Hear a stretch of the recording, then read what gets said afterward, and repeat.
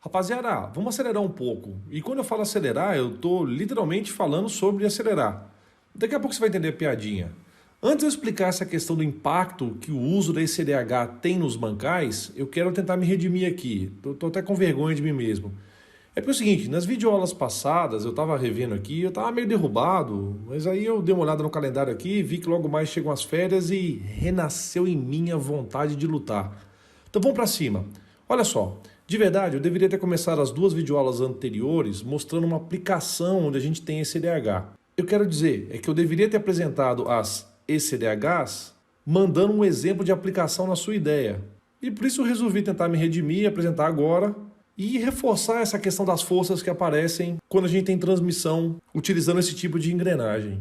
Então, mais uma vez, eu vou ilustrar o uso desse elemento de máquina ao explorar esse redutor simples aí. Como você pode ver nessa vista em corte do redutor, ele usa um par de ECDHs conjugadas. E aí deixa eu despejar conhecimento em você. Quando a gente tem uma transmissão de potência e velocidade muito alta, se a gente usar ECDR, a transmissão pode apresentar um ruído bem elevado. Claro que dependendo da aplicação, o ruído pode até não ser um fator preponderante, mas nós, como engenheiras e engenheiros, a gente deve sempre pensar em aprimorar a segurança ocupacional e também melhorar as condições de trabalho. E daí, mesmo em um ambiente fabril, onde a gente espera níveis de emissão sonoras superiores, a gente tem o dever de sempre melhorar e trazer bem-estar para as funcionárias e funcionários. A geometria dos dentes das ECDHs desempenha um papel muito importante na transmissão de potência, e eu te explico o porquê. O nível de ruído elevado durante a transmissão de potência pode perfeitamente ser amenizado se a gente utilizar as engrenagens cilíndricas de dentes helicoidais.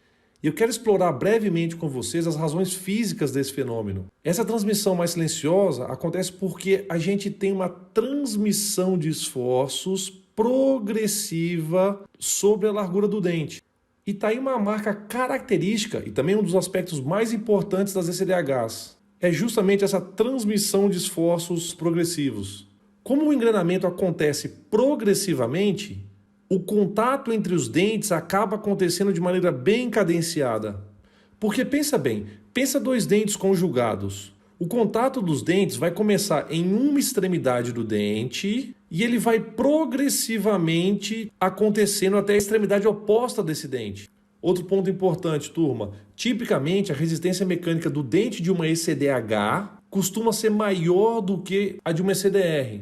Isso daí acontece principalmente por conta da razão de contato ser maior. Agora, sem querer menosprezar, esse redutor aí tá bem michuruca, hein? Tá bem cansado, bem derrubado. E como a gente tá na mais famosa do Brasil, vamos estudar uma aplicação mesmo, de verdade? Uma dessas aí, estilo de prova, pode ser? Então dá uma olhada nessa coisa maravilhosa. Isso aí é engenharia na veia. Bonito demais da conta. Essa aí é uma transmissão de 6 velocidades Getrag. Na verdade, a empresa se chamava Getrag até 2018. Hoje o nome dela é Magna. A Magna é um dos maiores fornecedores globais de sistemas de transmissão de potência. A empresa fornece sistemas de transmissão de potência para veículos de passageiro e veículos comerciais também. Essa empresa foi fundada em 1935 na Alemanha e até hoje vem fazendo um belo trabalho, como você pode ver. E claro, estou te mostrando alguns detalhes bem legais desse modelo de transmissão de 6 velocidades. Essa caixa de conversão de torque, que como eu disse, ela tem 6 velocidades, ela era utilizada em 2 veículos de passageiro, o Toyota Supra Twin Turbo e no Nissan Skyline GTR R34. E daí a gente já havia definido na videoaula passada, na verdade nas videoaulas passadas, que para a gente analisar uma ECDH ou um par de ECDHs conjugado, a gente tem que fazer a divisão em 2 planos. Então eu vou pegar, por exemplo, esse par aqui para ilustrar essa troca de forças, só que antes vamos dar uma olhadinha no modelo 3D dessa danada aí, porque ela merece. E olha aí, só para não perder o costume, terceiro turno trabalhando no 440 volts. Aqui é a madrugada inteira a fio. Vambora, não é hora de desistir não, não vamos cair nessa hora não, vambora.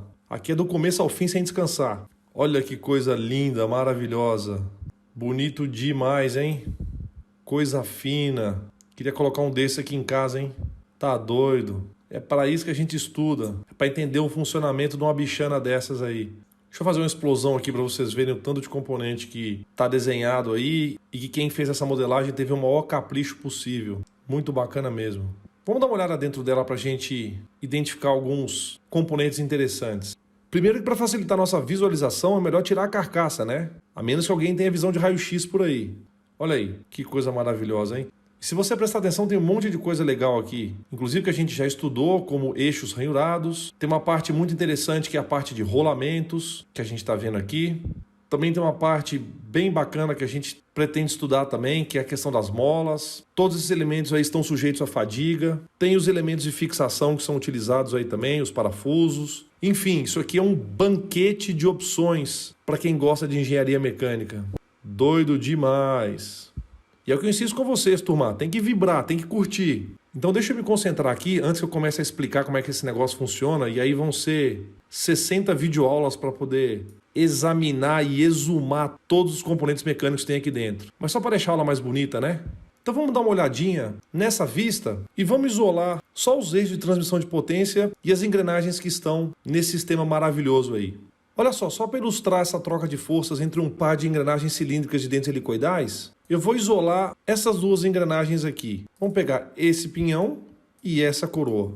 Quando eu isolo esse par de CDHs, eu identifico claramente que essa roda de cima é o pinhão, porque o diâmetro dela é menor em relação ao diâmetro da outra roda que está conjugada com ela. E conforme a gente havia determinado, é no pinhão que eu vou determinar a inclinação do ângulo de hélice. Então, se eu usar com vocês aquelas regras de colocar a minha mão espalmada para frente, de tal maneira que um dos meus dedões vá se alinhar com o ângulo de inclinação dos dentes, vocês vão perceber que a única mão que vai atender essa inclinação seria a minha mão esquerda.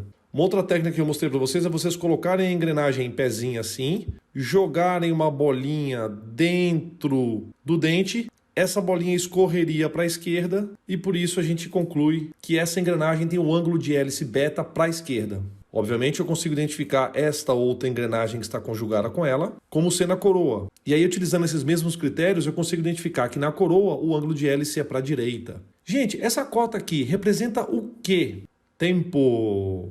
Se for um exercício e essa cota for dada no enunciado, significa que essa cota foi medida na máquina e por isso ela se trata da distância real de funcionamento. Então, para começar a fazer o diagrama de corpo livre, eu vou isolar somente o pinhão. Tendo somente o pinhão isolado, eu vou começar a analisar e dissecar esses dentes, começando por uma projeção segundo um plano que é solidário à perspectiva do dente. Viu aqui esse plano marcado em vermelho? Esse é o plano normal NN. É nesse plano que a força normal no flanco do dente acontece. Daí eu usei a cor vermelha para identificar esse plano, para que a gente pudesse manter o padrão que eu usei nas videoaulas anteriores. E aí você vai prestar atenção de que, nesse plano, eu tenho os parâmetros geométricos fundamentais específicos, como o módulo normal, o passo normal e o ângulo de hélice normal. A gente já tinha determinado que essa força normal no flanco do dente pode e deve ser decompostas em 3 componentes intrínsecas. Ei, antes que comece a chuva de críticas, eu sei que essa cor azul que eu utilizei pode não ter ficado com a melhor combinação possível, mas eu quis usar essa cor porque é a mesma cor que eu utilizei nas figuras das videoaulas anteriores. Então não começa a me criticar não, hein? Daí, turma, o que eu vou fazer agora é cortar o dente tangencialmente. Tá vendo essa seção azul que eu fiz aqui no dente? Eu vou utilizar essa cor azul para me referir a tudo que for relacionado com o plano tangencial. E como eu te disse agora há pouco, eu sei que a cor não ficou muito boa, mas é para manter o padrão. E para isso eu vou sacrificar o lado artístico. Eu sei que vocês vão conseguir sobreviver a isso, não é verdade? Então, nesse plano aqui, a gente tem a projeção tangencial TT. E, obviamente, nós teremos os parâmetros geométricos fundamentais específicos, como o módulo tangencial, o passo tangencial e o ângulo de hélice tangencial. E é justamente nesse plano que a gente vai ter a projeção da força Fn, que é responsável pela transmissão da potência. Essa força tangencial ela é considerada força útil porque ela está relacionada com a transmissão do torque. E, obviamente, consequentemente, está relacionada com a transmissão da potência. Eu vou colocar um azul mais clarinho só para ilustrar essa parte aqui. Então essa fórmula que você está vendo aqui, ela correlaciona o torque e o diâmetro, ou se você quiser fazer da seguinte forma, utilizando o torque e as geometrias fundamentais dessa roda dentada, você consegue determinar a parcela da força tangencial. Gente, mas como nem tudo que a gente vê por aí são flores, por causa da geometria dos dentes, invariavelmente a gente tem a ação de uma força cuja projeção é radial. E o motivo de eu ter citado as flores aí é para dar uma amenizada no clima. Afinal, os brutos também amam. Mas também porque essa força radial ela é nociva. Mas vamos entender por que eu uso esse termo aqui, até pejorativo, para descrever a força radial. E eu peço até desculpas, mas é verdade, ué, ela é nociva mesmo. Ela é nociva porque ela não ajuda na transmissão de potência. A transmissão de potência é só com a força tangencial. Já a força radial, a única contribuição que ela dá é sobrecarregar o eixo e os mancais. E se você se lembrar bem, a gente já tinha chegado a essas mesmas conclusões quando a gente estudou os ECDR. Você se lembra disso? Certo ou não?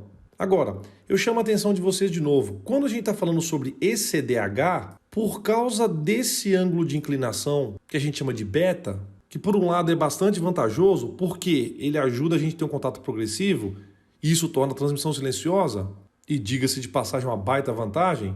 Só que esse ângulo de hélice beta tem uma baita desvantagem, porque ele gera uma outra parcela de força nociva, que é a força axial. E essa força axial, ela gera uma sobrecarga adicional ao eixo. Eu digo adicional porque a radial já era uma. Então, tanto os eixos quanto os mancais vão ter que dar conta do binômio de forças nocivas que eu mostrei para vocês aí. Só que deixa eu deixar uma coisa muito clara. Os mancais são responsáveis por suportar todas as três forças. Só que a força tangencial em conjunto com a força radial, se a gente fizer uma resultante entre elas, por causa da direção da força tangencial e da direção da força radial, uma resultante entre essas duas forças vai gerar uma força resultante que passa por uma direção radial do eixo. E por isso os mancais também têm que suportar essa força radial, tudo bem? Só que no caso das ECDHs, os mancais, além de suportar essa força radial resultante das forças tangenciais e radiais, os mancais também vão suportar a força axial que aparece no eixo por conta do ângulo de hélice beta, beleza? E aí, turma, eu trago novamente a figura que eu usei no início das aulas para que você possa entender e verificar o sacrifício artístico que eu fiz para manter o mesmo padrão pré-estabelecido. Essa figura aqui é do livro do Shigley. E aí você pode ver a força tangencial sendo representada em azul, a força radial sendo representada em verde e a força axial sendo representada aqui em laranja. A somatória vetorial dela é a força normal ao flanco do dente, que a gente chamou de Fn. E claro, na somatória vetorial da força normal ao flanco do dente, a gente tem a participação da força tangencial Ft, força radial Fr e força axial Fa. E aqui, gente, essa figura é do livro do Shigley, como eu falei anteriormente. É um livro de referência, usado globalmente, eu estou sempre recomendando esse livro. Mas eu vou dar uma melhoradinha nessa figura e vou reforçar essas explicações das forças na próxima videoaula. E também vou explorar o impacto dessas forças axiais e radiais nos mancais e nos eixos. Tranquilo? Então assiste a próxima videoaula aí que eu tenho certeza que você vai gostar muito.